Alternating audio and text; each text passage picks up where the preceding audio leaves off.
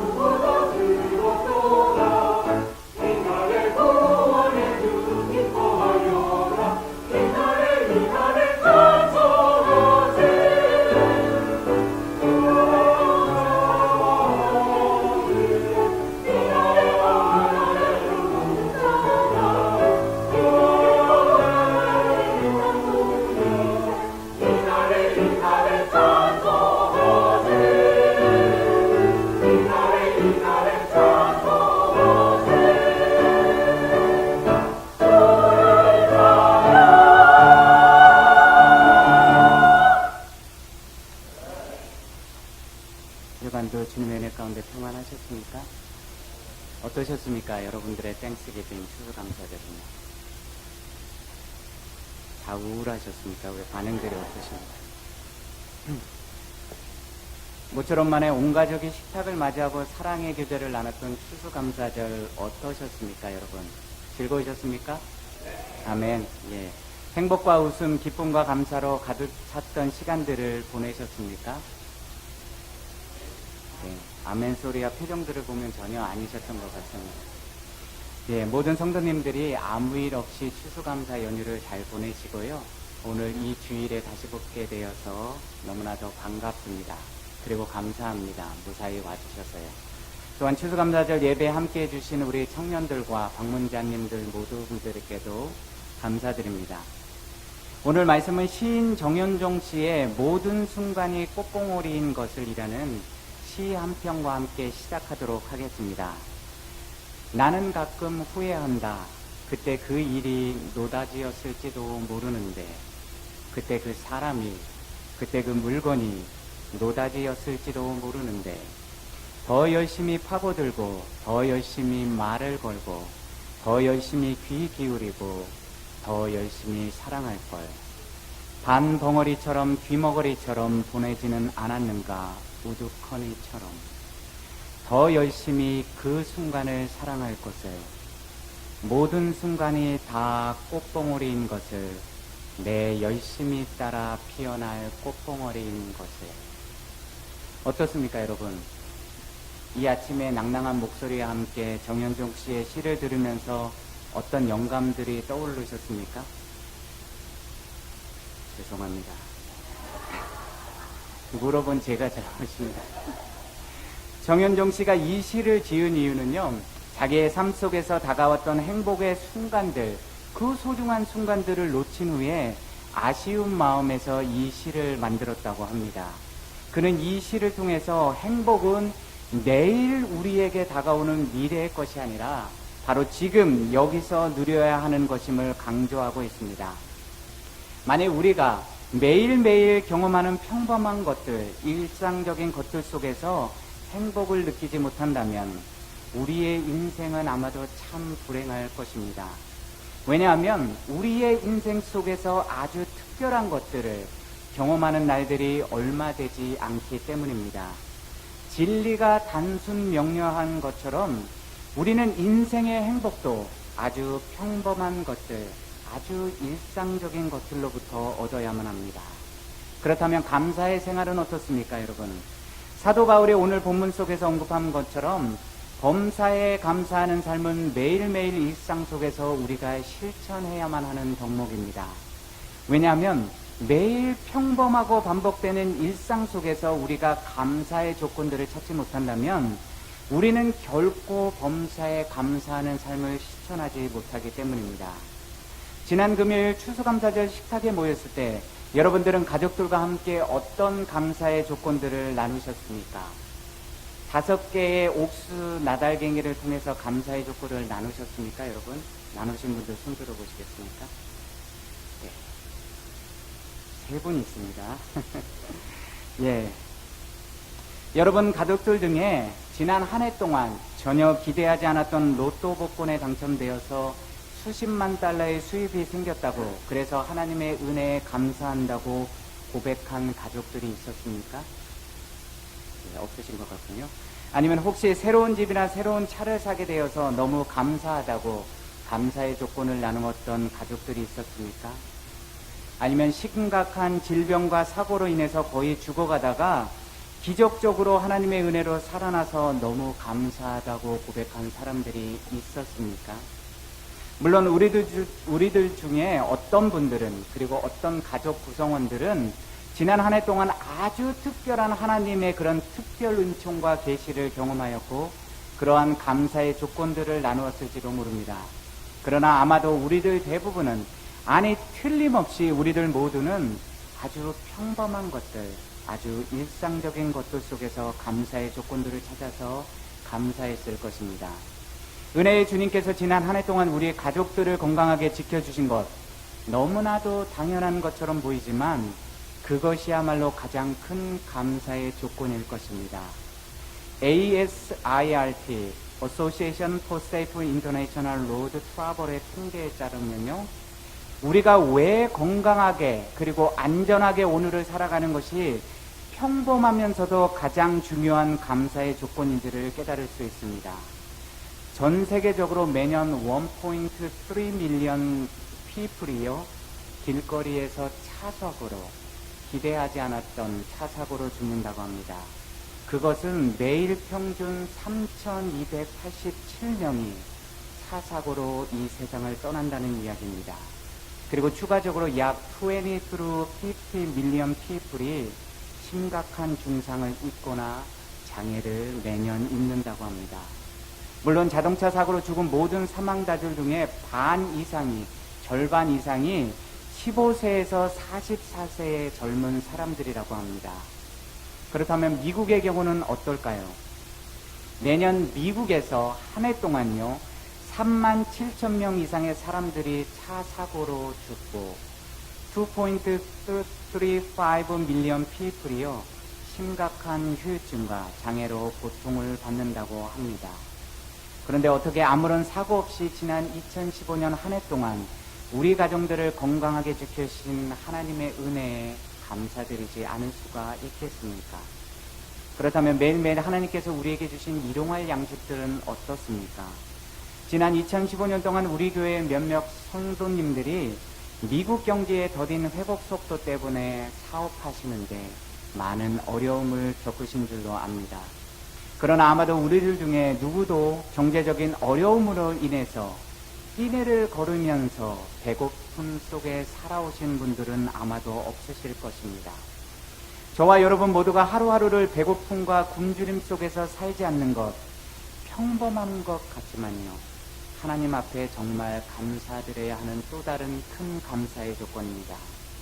유니세프의 통계에 따르면요, 아프리카나 남미 그리고 아시아 등 개발도상국가에 있는 어린이 인구의 30% 이상, 즉 약 600 밀리언 칠드런들이요, 매일 1달러보다 적은 돈으로 하루하루를 살아간다고 합니다. 그리고 매 3.6초마다 5살 이하의 어린이가 굶주림으로 죽어왔고 지금도 여전히 죽어가고 있다고 합니다. 월드뱅크 리서치 그룹의 통계에 따르면요, 만일 우리들의 인컴이, 수입이 미국에서 50%에 속한다면 우리들은 전 세계적으로 93%에 해당하는 부자에 속하는 그룹입니다. 그리고 심지어 미국에서 최저 생계비로 살아가는 2%의 그런 극빈층이라고 할지라도 전 세계적으로는 무려 62%에 속하는 중산층 계층에 속한다고 합니다. 그렇다면 매일 배고픔 없이 살아가는 것, 그리고 힘들고 어려운 미국 이민 생활이라고 할지라도 미국에서 산다는 것 그 자체만으로도 우리가 얼마나 큰 축복 속에 살아가는지를 간접적으로 우리는 짐작하실 수 있을 것입니다. 앞에서 살펴본 이 두 가지의 평범한 일상의 사건들을 통해서만도 우리는 왜 하나님 앞에 매일 감사하며 살아야 하는지에 대한 분명한 이유들을 발견할 수 있을 것입니다. 그렇다면 우리는 이 시점에서요, 사도 바울이 오늘 본문을 통하여서 언급한 범사에 감사하라, 이는 그리스도 예수 안에서 너희를 향하신 하나님의 뜻이니라는 그 의미를 다시 한번 깊이 성찰해 보았으면 합니다. 지난주에 제가 언급해 드렸던 것을 혹시 기억하시는 분들이 계십니까? 제가 지난주 설교를 통해서 하나님의 뜻을 가리키는 단어와 그 의미, 그리고 감사를 가리키는 단어와 그 의미를 해석해 드렸는데 혹시 기억하시는 분들 계십니까? 저만 뚫어지게 쳐다보지 마시고요, 제 얼굴이 뚫리겠습니다. 기억하시는 분들이 안 계시죠? 그래서 저는 참 하나님 은혜에 감사합니다. 모든 분들이, 저희 교회 성도님들 모든 분들이 IQ가 200이 넘는 천재였다면 150도 안 되는 저로서는 감당하지 못했을 것입니다. 그런데 여러분들이 은혜 가운데 참 잘 잊어주셔서 기억하지 못하시기 때문에 다시 한번 리마인드 해드리겠습니다. 왜냐하면 아주 중요한 의미이기 때문입니다. 본문 18절에서 하나님의 뜻으로 사용된 헬라어 델레마는 갈망하다 또는 기뻐하다라는 동사 델로에서 유래됐다고 말씀드렸습니다. 그 의미는 그리스도인들이 매일의 삶 속에서 늘 감사하는 것이 하나님이 참으로 기뻐하시는 것, 그리고 간절히 원하시는 것이라는 의미입니다. 그렇다면 감사의 의미는 무엇입니까? 그것은 단순히 인간관계 속에서 다른 사람이 나에게 베풀어준 호의에 대한 고마운 마음을 나타내는 단어의 의미만을 가리키는 것이 아닙니다. 구약 성서에서 감사를 가리키는 히브리어 야다는 고백하다라는 의미로서 이 야다가 찬양하다, 감사하다의 의미로 사용될 때의 목적어는 오직 하나님 한 분뿐이십니다. 그렇다면 우리가 매일의 삶 속에서 감사를 드려야 하는 대상이 바로 여호와 하나님인 것을 우리는 깨닫게 됩니다. 그런데 신약 성서에서 감사를 가리키는 헬라어 유카리스테오는 올바르게 행하다는 의미를 가진 유와 은혜를 가리키는 카리스의 합성어로 그 단어의 뜻은 하나님의 은혜를 받은 인간이 그 은혜를 주신 하나님의 뜻을 깨닫고 올바르게 행하여 은혜를 주신 분을 날마다 기쁘게 하는 삶을 가리키는 것입니다. 그렇다면 우리가 왜 범사에 감사해야지만 되는지에 대한 그 의미를 우리가 분명히 알 수 있을 것입니다. 왜 우리가 좋은 일들뿐만 아니라 우리의 삶 가운데 닥쳐오는 어려움과 환난 속에서도 하나님께 감사해야 합니까? 바로 우리가 경험하는 인생의 모든 희로애락, 기쁜 일들, 좋은 일들, 슬픈 일들, 고통스러운 일들 속에는 하나님이 우리에게 주시는 보이는 은혜와 보이지 않는 은혜들이 함께 공존하기 때문입니다. 그런 점에서 범사에 감사하는 삶을 실천하기 위해서는 우리들에게 믿음이 필요합니다. 그러나 아이러니하게도 우리가 믿음만 가지고서는 범사에 감사하는 삶을 실천하는 그리스도인들이 될 수가 없습니다. 그래서 우리는 17절 말씀에서 바울이 강조한 것처럼 쉬지 말고 기도하는 그리스도인들이 되어야만 합니다. 17절에 사용된 기도하다를 가리키는 헬라어 프로슈케스 때는 우리가 우리의 필요한 것들을 하나님께 요청하는 기도가 아니라 하나님 앞에 조용히 무릎을 꿇고 하나님께서 오늘 우리에게 말씀하시는 그 음성을 듣는 수동적인 의미의 기도를 의미합니다.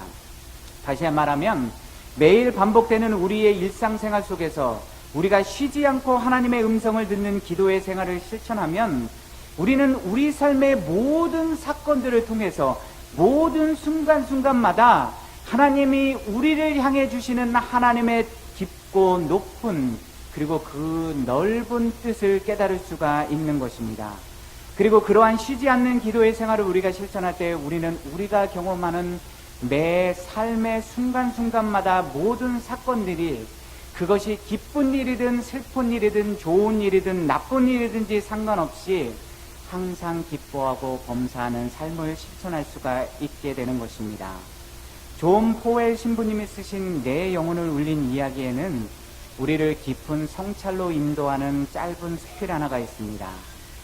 바로 코앞에 있는 것만을 식별할 수 있었던 한 소년을 나는 잊을 수가 없다. 그 아이는 멀리 있는 사물은 거의 식별하지 못했다. 그런 사정 때문에 소년은 제 나름대로 세상을 이해했다. 선생님이 칠판에 무언가를 적는 것은 학생들에게 이야기하려는 내용을 잊지 않기 위해 미리 적어 놓은 것이라고 소년은 나름대로 짐작했다. 길거리에 표지판을 읽을 수도 없게 높이 설치해 놓은 이유는 뭘까?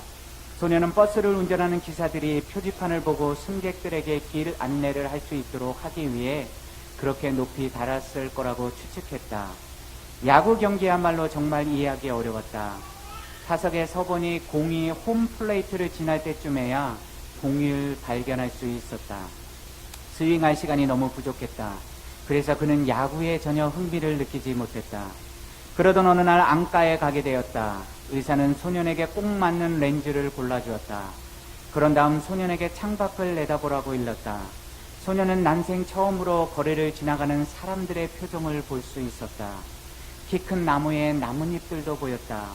하늘과 높은 구름까지도 보였다. 너무도 신나는 일이었다. 그 소년은 위와 같은 자신의 경험을 내게 이야기하면서 그 경험이 자신이 이제껏 겪은 일 중에서 두 번째로 신나는 일이라고 이야기했다. 그렇다면 너의 삶에서 가장 신나는 일은 뭐였는지 궁금하거나 소년은 신부님이야말로 가장 잘 아실 텐데 왜 물어보시냐는 듯 의아한 표정을 지어 보였다. 하지만 나는 솔직히 알지 못했다. 그 소년이 내게 대답했다. 그것은 예수님께서 저를 사랑하신다는 것과 제 인생의 모든 사건 안에는 하나님의 분명한 뜻이 담겨 있다는 것을 처음으로 확신하게 된 날이었지요. 여러분, 우리가 어떻게 하면 그리고 언제 우리들이 범사에 감사하는 삶을 실천할 수 있습니까? 우리가 하나님의 사랑을 받고 있다는 것을 깨달았을 때, 그래서 우리들이 경험하는 삶의 모든 사건들 속에 하나님의 보이는 그리고 보이지 않는 뜻이 담겨져 있음을 발견했을 때 우리는 범사에 감사하는 자들이 될 수 있습니다. 그런 점에서 오늘 본문을 통하여서 바울이 강조한 성도들을 향한 하나님의 뜻 세 가지, 너희는 항상 기뻐하라, 쉬지 말고 기도하라, 범사에 감사하라는 개별적인 신앙생활의 각각의 원칙인 것처럼 보이지만 사실 동시에 상호 연관된 하나의 신앙 덕목입니다. 즉 쉬지 말고 기도하고 범사에 감사하는 삶을 실천할 때 우리는 항상 기뻐하는 자들이 될 수 있습니다. 그것은 교회 안에서만 우리가 실천해야 하는 신앙의 덕목들이 아니라 우리가 일상의 삶을 영위하는 모든 장소에서 우리 매일의 일상생활이 곧 하나님께 드리는 거룩한 예배의 생활이 되어야 함을 강조하는 것입니다. 그리고 그러한 삶을 실천할 때 우리는 이 땅에서 다시 오신다고 약속하신 예수 그리스도의 재림을 영적으로 깨어서 지혜롭게 준비하는 그리스도인들이 될 수 있는 것입니다. 그렇다면 이제 제가 지난주에 약속했었던 것처럼 신앙의 자유를 찾아서 미국 신대륙으로 이주해 왔던 초기 미국 청교도들의 감사 전통에 대해서 잠시 소개해 드리도록 하겠습니다. 이야기의 제목은 옥수수 다섯 나달들의 전설입니다. The Legend of Five Corners입니다. 그 전설은 1620년 12월 22일부터 시작되었습니다. 여러분들이 잘 아시는 것처럼 1620년 9월에 메이플라워 홀을 타고 필그림 파더스라 불리던 100여명의 청교도들이 잉글랜드 남서부 플리머스를 떠나서 새로운 식민지 아메리카에 있는 플리머스로 항해합니다. 66일간의 어려운 대서양 항해를 마치고 11월에 그들이 도착한 곳은 플리머스, 즉 지금의 보스턴 근처에 있는 케이프 코드였습니다. 그곳에서 첫 번째 겨울을 나게 된 청교도들, 그러나 그들이 가진 것이라고는 단지 옷가지 몇 벌들과 몇 가지 농사 기구들, 그리고 충분하지 않은 식량이 전부였습니다. 그런데 더 안 좋았던 현실은 그들 중에 누구도 사냥법이나 고기를 낚는 그 필싱, 어법을 알지 못했던 것입니다. 잘 아시는 것처럼 이미 시작된 미국 동부의 혹독한 겨울 날씨 때문에 그들 100여 중 절반이 그해 겨울을 나지 못하고 추위와 계열병으로 사망하게 됩니다. 해가 바뀌어 1621년 봄이 되었을 때 살아남은 청교도들의 손에 남아있던 것은 단지 5개의 옥수수 낫 알갱이들이 전부였습니다. 그러나 청교도들은 그 남은 5개의 옥수수 알갱이들을 땅에 심었고 그들이 정착한 주변에 살던 완파노와그 인디안족의 도움을 통해서 옥수수 경작법을 배우게 됩니다. 1621년 한 해 동안 하나님은 때에 따라 알맞은 비와 따뜻한 날씨의 은혜를 플리머스에 정착한 청교도들에게 내려주셨습니다. 그로 인하여 그의 가을이 되었을 때 청교도들은 자신들이 기대한 것보다 더 풍성한 수확을 거두게 됩니다. 그 성공적인 옥수수 농사를 통해서 그들은 새로운 터전에 정착할 기반을 마련하게 되고 하나님의 은혜에 감사하는 추수감사 잔치를 3일 동안 벌이게 됩니다. 그리고 그 자리에 자신들이 정착할 수 있도록 옥수수 경작법을 알려준 친구 인디안들을 초대하였고 추수한 곡식과 과일들, 야생 칠면조와 사슴을 잡아 함께 축제를 즐깁니다.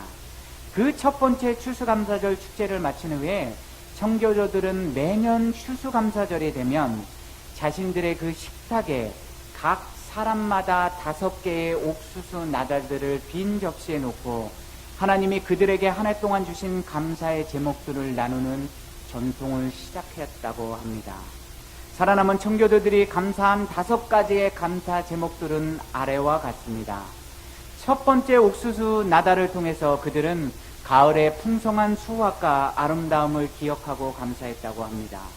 두 번째 옥수수 나달을 통해서 그들은 서로를 향한 그들의 사랑을 기억하고 감사했다고 합니다. 세 번째 옥수수 나달을 통해서 그들은 가족들의 사랑을 기억하고 감사했다고 합니다. 네 번째 옥수수 나달을 통해서 그들은 자신들이 정착하게 도와준 인디언 친구들의 호의를 기억하고 감사했다고 합니다. 그리고 마지막 5번째 옥수수 나달을 통해서는 그들은 하나님이 그들에게 주신 참 자유의 신앙을 기억하고 감사드렸다고 합니다. 사랑하는 성도 여러분, 그리고 방문자 여러분, 이미 여러 번 언급했던 것처럼 하나님의 말씀의 진리의 법칙은 단순합니다. 심플합니다. 하나님의 법칙은 우리가 심는 대로 거두게 하시는 분이십니다. 그러나 하나님이 내려주시는 은혜의 법칙은 사실 이러한 단순 법칙을 훌쩍 뛰어넘을 때가 너무나도 많은 것 같습니다.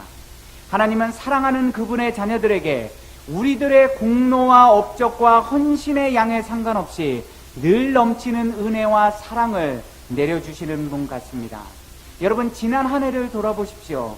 과연 우리들이 얼마나 많이 하나님 앞에 헌신하고 충성하였기에, 얼마나 거룩하게 살아왔기에 하나님이 우리에게 이런 풍성한 은혜를 내려주셨습니까? 하나님 앞에 우리가 무엇을 심었기에, 하나님 앞에 우리가 무엇을 자랑할 수 있기에 하나님이 우리에게, 그리고 우리 가정에, 우리 교회에 이런 풍성한 은혜를 내려주셨습니까?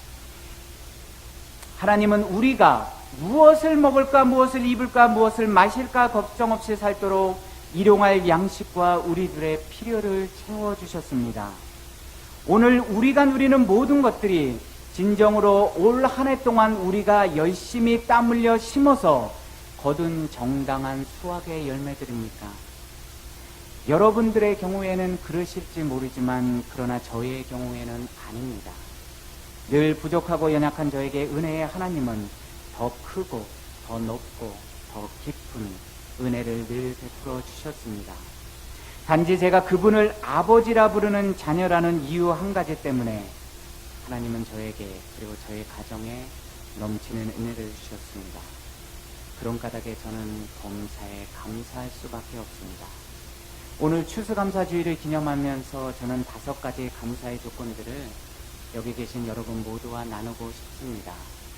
저에게 주신 하나님의 첫 번째 감사의 조건은 나 같은 죄인을, 나같이 쓸모없는 사람을 위해서 십자가에 피 흘려 못 박혀 죽으신 예수님의 그 사랑과 은혜에 감사드립니다.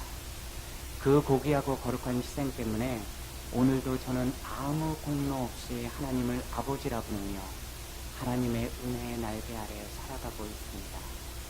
두 번째 감사의 조건은 이민자로 살아가야 되는 이 외로운 미국 땅에서 사랑하는 아내와 제게 주신 세 자녀들입니다.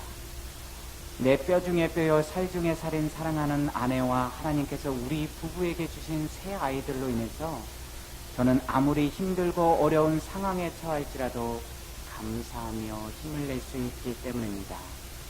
세 번째 감사의 조건은 저같이 부족한 사람을 하나님의 종으로 불러주시고 중앙연합감리교회를 섬길 수 있도록 인도해 주신 하나님의 은혜에 감사드립니다. 여러분들과 함께 믿음의 순례 여정을 함께 걸어올 수 있어서, 그리고 여러분들이 우리 교회 성도님들이라서 얼마나 다행인지, 얼마나 감사한지 모릅니다.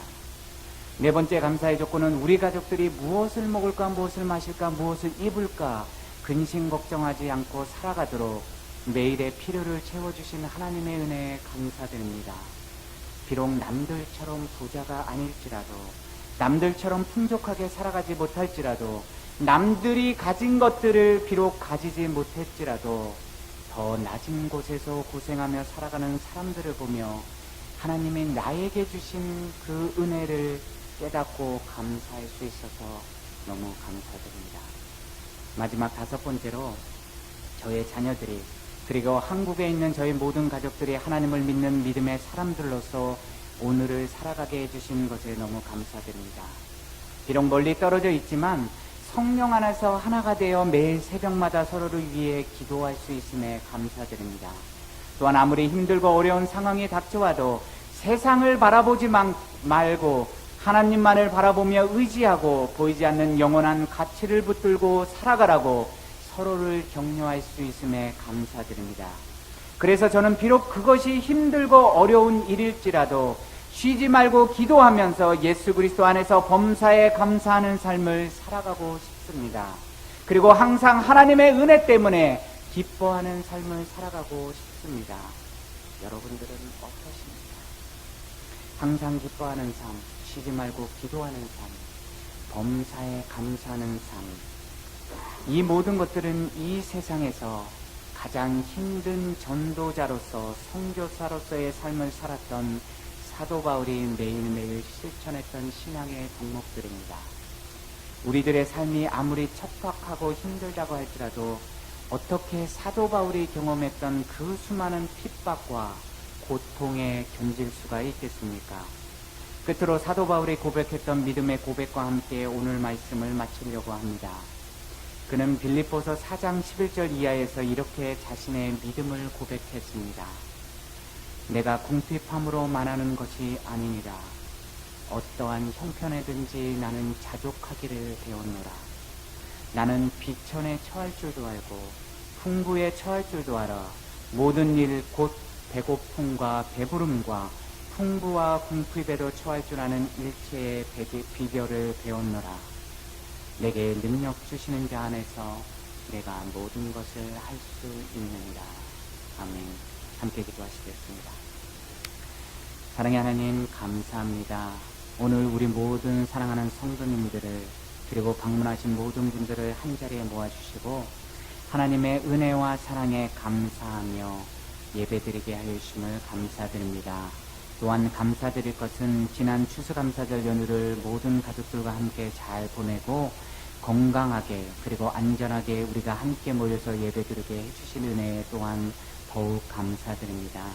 하나님, 2015년 지난 한 해를 돌아볼 때 우리들이 하나님 각자의 삶 속에서 비록 많이 심지 않았음에도 불구하고 하나님께서 우리 각자에게, 우리 가정에, 우리 자녀들에게 그리고 우리의 사업체와 우리의 교회에 흘러차고 넘치도록 부어주신 감사의 조건들을 떠올리게 됩니다.